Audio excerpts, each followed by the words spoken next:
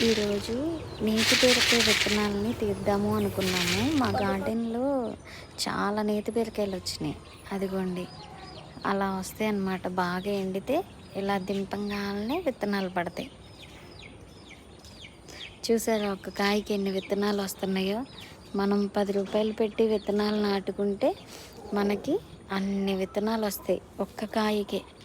చాలా అంటే చాలా వస్తాయి. చూడండి అదిగో ఎండిపోయిన కాయని ఫస్ట్‌లో కొంచెం చిన్న హోల్ చేస్తే చాలు అలా పడిపోతూ ఉంటాయి. ఇవన్నీ నేతి బీరకాయ విత్తనాలండి. ఇవన్నీ మాకులాగా పెంచే గార్డెనర్స్‌కి మేము గిఫ్ట్‌గా ఇద్దామనుకుంటున్నాము.